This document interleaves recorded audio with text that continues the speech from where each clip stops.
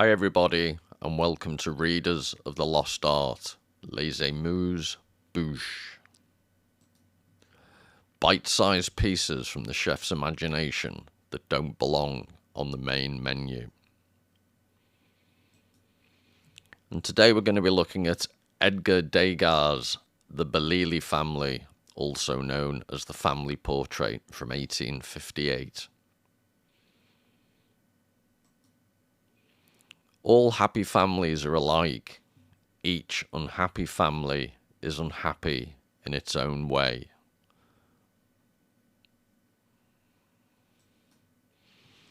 Works of art are ascetic and unashamed.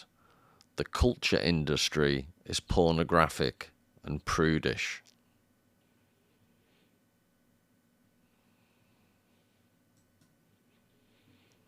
Well, here's the painting. And I included that in this little series because maybe I need to get out more, but I just find it quite funny if you look more closely at it.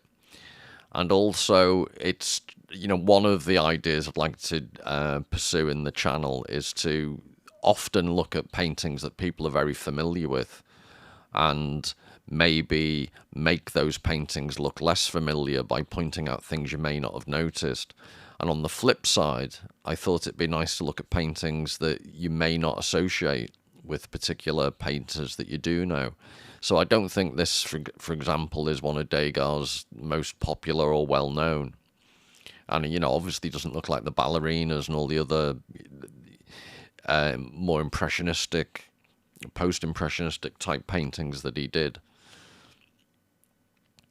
And I've said on other short snippet videos that I haven't done a lot of research or gone back to my books on this one because I don't want to fall into the trap of just droning on at you endlessly. So I'll just give you the bare bones that I can dredge up easily from my increasingly senile grey matter.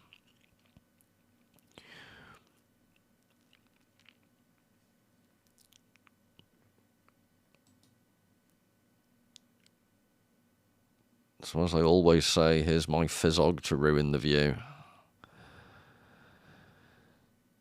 Now, from memory, I think this was Degas, a painting of Degas' is that auntie. They had a family that were minor nobility who had lived in some type of exile, so they'd not fallen on exactly hard times, but I don't think they were enjoying the glories that they'd had in their past. So one thing to look at, I'll just get the dreaded laser pointer, but the various curios on the mantelpiece, I think, are indicators of this more prestigious past that they enjoyed. And then you've got, in this portrait here, is of the woman's father. So yeah, I think it was Degas' grandfather in that etching there. And then you've got it's very, in some ways, a traditional family portrait, except you've got the very formal, almost like a Hans Holbein, the way the girl is standing, very prim and proper, and looking quite disconcertingly. I'm always fascinated by the way people look at you from paintings. Maybe it says more about me. But because some of these paintings are at one level quite bland and innocuous, it almost, when you are being looked at, it makes it all the more disconcerting. So this girl's looking back at the viewer whilst the mother and the other daughter are looking away. The father is obviously quite marginalised just visually. He's in a chair, but he separated the table leg, acts to separate him, and he's also framed by the fireplace. And his profile, you're distracted from it by not just me pointing with this stupid laser pointer, but also these artifacts here. So you subtly get the impression that he's slightly isolated from the rest of the family. And then you've got little touches like the girl has got one leg tucked up, so she looks as if she's one-legged. And it's from a completely subjective personal point of view. One of my favourite phrases in English is as much use as a one-legged man at an arse-kicking competition, which always reminds me of this. But that's, like I say, more about me. And the very prim and proper mother, and she's pregnant, I believe, in this painting, and I don't think, as was very common of the time, I think the child didn't live very long. So it's poignant from that point of view. But just, there are various tensions when you look more closely in the content matter of the painting.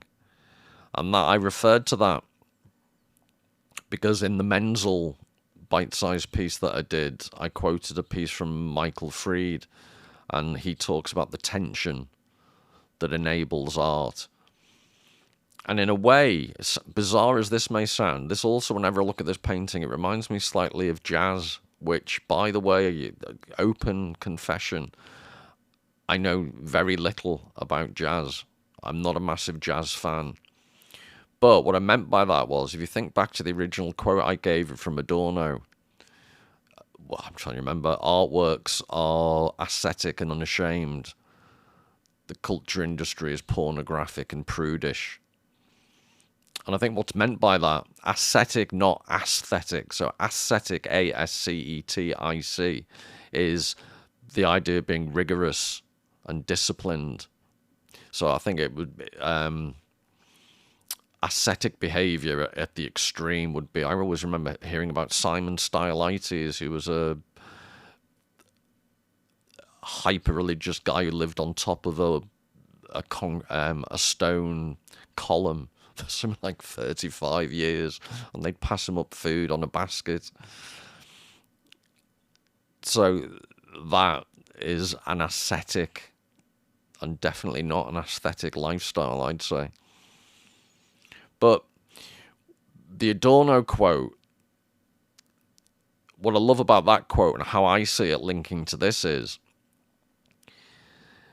artwork is ascetic and unashamed. And that means it's quite formal, as in this painting. It's the discipline from which you make the art is prescribed to you. And that's why I mentioned jazz, because jazz is supposed to be you're able to riff. But it always struck me as slightly, not hypocritical, but it always struck me as slightly ironic that in order to riff and to do, an exotic solo on the saxophone, for example, when you go off-piste as a jazz musician, it can't be completely free. Because if you think about it, that would just be Schoenberg, that would be atonal, an assault on the eardrums if you went completely and did your own thing. So you go off on a riff, you do your own thing, you're ad-libbing madly, but actually there are implicit constraints.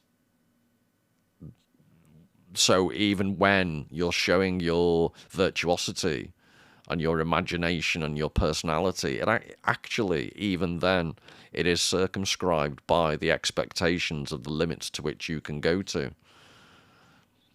And that is art in a sense. It's always about playing with the limits, and it's the fact that the limits are what gives you the creativity.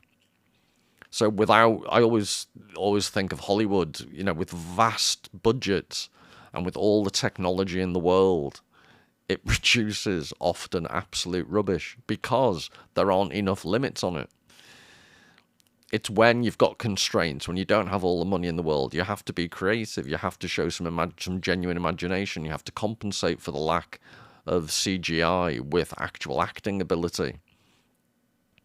Which always amuses me, just as a side note, Keanu Reeves in the Matrix series, it's a highly technologized series of films, but Keanu Reeves, was perfect for it, because he's the most android-like wooden actor I think I've ever seen.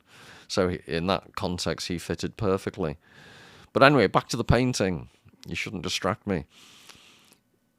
It's the formal constraints of a family portrait is what Degas has gone against in subtle ways in order to produce a very creative, and I think just the tone of it is just, it's wryly humorous. And that's what art does. That's what Adorno's saying. The work of art is ascetic and unashamed. By being rigorous, disciplined, and limited in what you can do, you actually get to be creative, but you also get to address, quite unashamed, you get to address quite serious issues. So I also led with the Tolstoy quote, each family is unhappy in its own way. You know, at the heart of every family is is deep dysfunctionality. You know, there is no perfect Little House on the Prairie families, no matter how families present themselves. And that, I just think this, in very low-key way, Degas expresses the tensions within, you know, a very middle-class, superficially very respectable family. And then the flip side is the culture industry is pornographic and prudish. So what Adorno meant by that was that the culture industry, the mass media society, shows you everything, including, pornographic in Adorno's sense is metaphorical, but nowadays literally everything is shown. And Jean Baudrillard has this one of a beautiful phrase in one of his works where he basically says, in pornography, the viewer sees much more than if you're actually actively involved in the activity being portrayed. So he goes then on a whole thing about the hyperreal, more real than the real itself. But in the midst of all that, you get to see everything. Everything is pornographic. You actually, the culture industry is very bad at showing, exploring genuine human, the depths of the human experience. So the cliche would be, 1970s Swedish porn film where it's the plumber.